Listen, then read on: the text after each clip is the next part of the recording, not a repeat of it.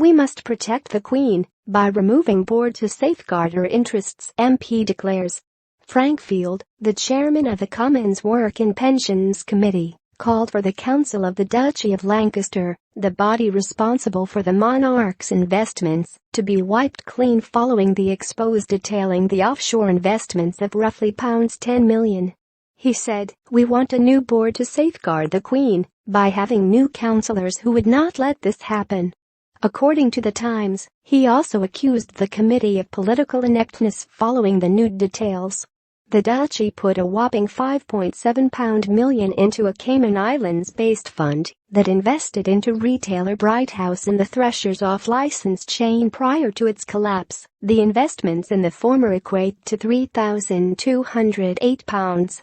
Mr. Field added, "Bright House is the worst honey trap for poor people who are desperate for a washing machine or a seat to sit on."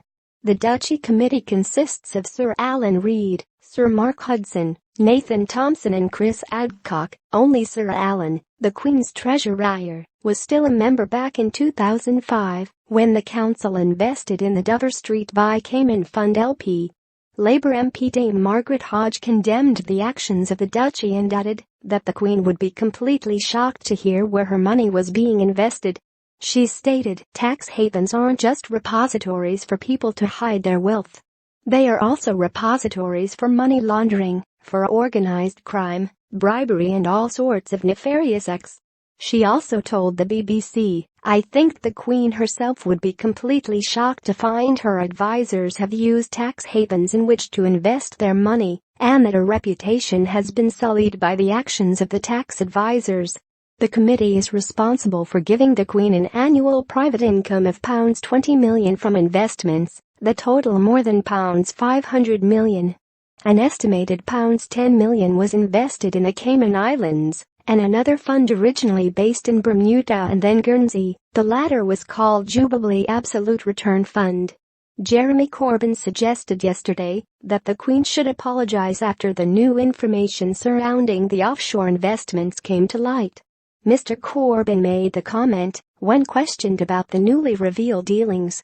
He declared, "Anyone that is putting money into tax havens in order to avoid taxation in Britain, and obviously investigations have to take place, should do two things: not just apologize for it, but also recognize what it does to our society. Because if a very wealthy person wants to avoid taxation in Britain and therefore put money into a tax haven somewhere, who loses?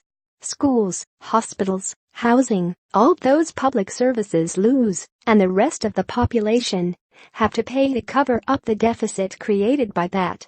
We simply have to challenge the culture that there is something clever about avoiding taxation. Taxation is what gives us ambulances, gives us fire tenders, gives us safety in our lives, and we all have a responsibility to pay for it." A Labour spokesman has said Mr. Corbyn's comments were not specifically aimed at the Queen. They added, "Jeremy did not call for the Queen to apologize, but said anyone who puts money into a tax haven to avoid paying tax should, and that they should recognize the damage done by avoidance to society." Labour is calling for a public inquiry into tax avoidance.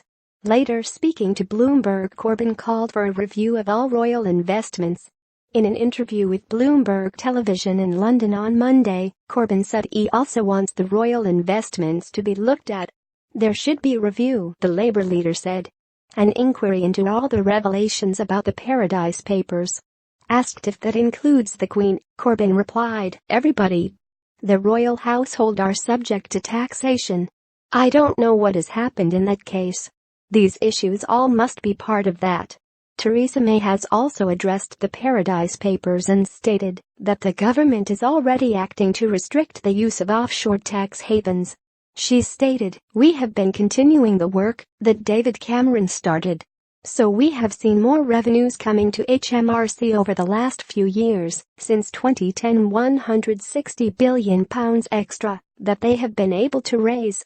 But we do work. There's already work that's been done to ensure that we see greater transparency in our dependencies in British overseas territories, and we continue to work with them. HMRC is already able to see more information about the ownership of shell companies, for example, so that they can ensure that people are paying their tax. We want people to pay the tax that is due. The Paradise Papers are an explosive new leak of documents, not only detailing the offshore financial arrangements of the Queen, but also other